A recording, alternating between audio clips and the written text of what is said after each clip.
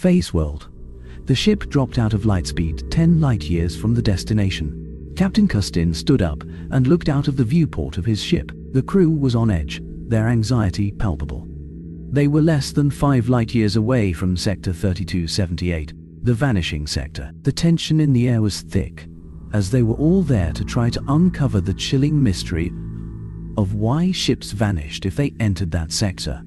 The Galactic Union had sponsored him because they would not pay out any insurance. For all intents and purposes, this was a perilous mission, a potential suicide mission.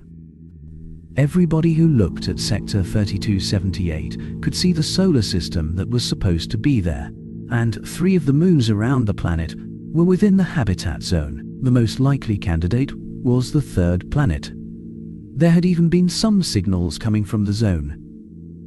Old reports even mention life. Outside, he could see the star of Sector 3277. There was a fully automated satellite station in orbit around one of the planets. It was simple there to send out a warning signal to any craft nearing the area and to record any incidents. He turned to his second-in-command. Patch into the satellite and link up with it. If we vanish here, then at least somebody will get our data. His second-in-command, Clatter, nodded and linked them up. Then Custin addressed his crew. There were only 10, and most of them Shusan liked him. Green-skinned humanoids with black or brown hair and slightly pointed ears. He took a deep breath before he spoke. We have arrived at our destination. This is it. We will either discover the secrets, or, like all who came before us, vanish. So, if you have second thoughts, then you have one last chance. You can be transported to the satellite, put in suspended animation, and wait for pickup. They have a checkup coming around every 5 standard year, or if we are lucky, we will pick you up on the way home from a successful mission. But if you are still brave and curious about solving this mystery, then confirm your place, and we can start this mission. He looked at his console as his whole crew confirmed their place. He could not help feeling proud of them as he turned his attention to the outside again. Take us to the edge of the safe zone, port facing Sector 3278. Aye, Captain. The pilot quickly maneuvered the craft into position. We are in position, sir. Good launch probe. Destination 3.5 light-years from target. Launching probe. He watched as one of his 10 very expensive probes launched from the small hangar. He had 10 of them, and fully expected to lose them all in this undertaking. It jumped into lightspeed, and within minutes they got a reply ping. It had not vanished. So far so good. Launch second probe, destination 3.4 light-years from the target. The second probe was launched, and the result was the same again, so he ordered another probe and continued until he had sent all 10. The last probe is 2.5 light-years from the target. I guess it's safe to travel that close. Take us to 2.6 light-years from target and send the droids except number 10 to that location for pickup and refueling. He knew this was a long and tedious way to approach the sector, but he didn't want to take unnecessary risks. When the drones were collected and refueled, they started the process again. He was almost half asleep as they sent the drone for the 1 light-year distant mark. First, it sent back its signal, and then it just vanished. The whole bridge went quiet. 1 light-year. That was 1 light-year. Send 2 more, a distance of 500 kilometers behind, and in front of the last known position of the last probe. The order was carried out quickly and silently. The anticipation was high, and everybody eagerly watched the screens. The first drone stopped 500 kilometers behind the last droid. The signal was strong and steady. The second droid vanished as it reached the point of the last droid. Yes, we have found it. Send 1 more 5 kilometers before vanishing point. The drone was launched and arrived safely as it sent back strong signals. He took a deep breath. He had lost 2 drones now. Okay, slow and steady. Move us to the 500 kilometers mark and send the remaining drones between the 5 and 500 mark. We need to secure a route. The ships moved in, and they kept testing the area for the rest of the day. It was repetitive work, but it had to be done. When they finished, they were safely 2 kilometers from the vanishing point.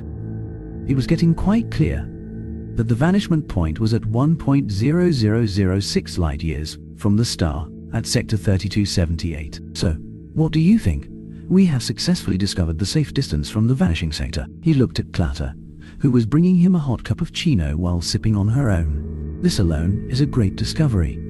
The scans and tries indicating it's a sphere-like field, most likely artificial. As she spoke, a beep on the screen alerted them to the latest report from the drones. It had mapped the whole safe zone of the sector, and it simply confirmed Clouter's words. So, we are talking about a shield then? He looked at the data as it filled up the screen. No, not a shield. You can't return once you pass it. It's even stranger than a black hole as it completely cancels any signals. Okay, I got an idea. We link 2 drones with a 10-kilometer line. If it vanishes to somewhere, then perhaps the feed will still follow the physical line. I don't think it will work, but it will give us more reading on the shield. Let's try it. The drones were prepared and then sent off. They watched intently as the first drone passed the vanishing point and disappeared. The second drone stopped and held its position. They both just stared at the screen. They had live feed. They could see the other side. It was an empty system. There was nothing except a single star, and then it picked up something. There was something else there. There was a ship, and it was approaching. It looked like a giant circular saucer. It stopped near the drone, and for a few minutes, everybody was holding their breath. Whoever this was had the power to transport the drone from one place to another place in the universe. Then, the ship followed the line and emerged in front of them. It was only then that Kustin realized just how big that ship was. He would guess it had a diameter of 15 kilometers. The ship hung silently in front of them. "They are scanning us, sir," Fornar called out with a scared voice as he watched his screens. It was showing him that his firewalls did nothing to stop the scan. "We are being hailed, sir."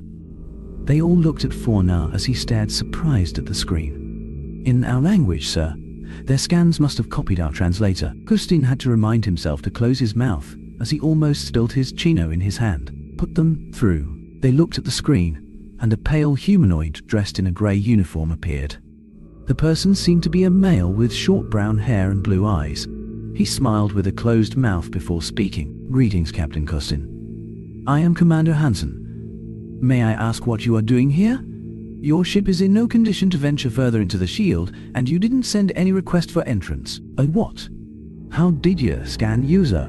He finally managed to clear his thoughts. "We are a scientific team, investigating the phenomenon of the vanishing sector." "Investigating? You mean our shield?" "We were very clear about this when we last spoke with the Galactic Republic." "Galactic Republic? I am part of the Galactic Union. The Republic was defeated about 300 years ago by the 7th Fleet. The left after they destroyed the Republic." "7th Fleet?" The human seemed confused. "Excuse me one moment." The human turned slightly and spoke in a language that was not translated.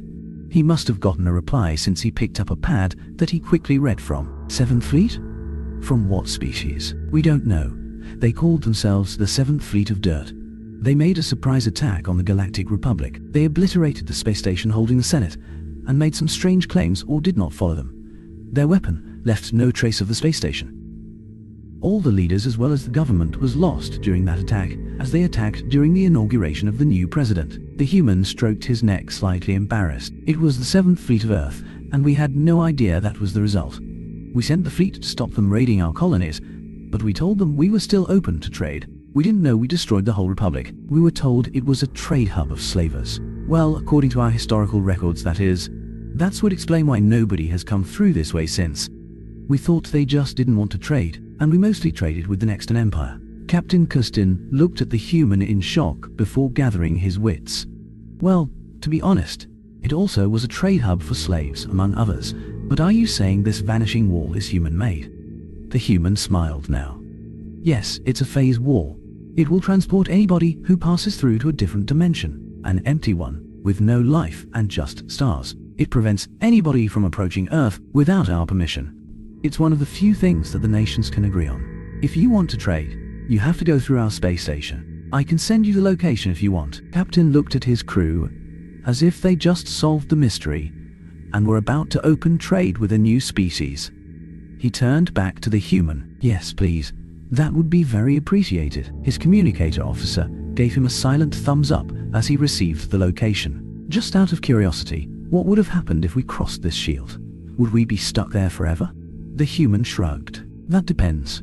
Those who attack us will simply be sent to what we call the Hellfire Dimension, a universe that consists of one giant star. Those who are peaceful will be escorted out, though many have requested to be escorted to other dimensions. Other dimensions? What do you mean? That's what the phase wall is. An open dimension gate. As you probably know, all dimensions spring out from one universe, but when massive events happen, they split into several new dimensions, with different results. There is a dimension where the Galactic Republic was not defeated and crushed humanity, one where we broke for peace, and both exist, and probably one where we still fight. So many are tempted to try out another dimension. We give them a year in said new dimension before we close the gate. Most are happy with where they go. The most popular is a universe without a species you call Korthum. I think that's the name. We call them xenomorphs. Captain Custin thought about it.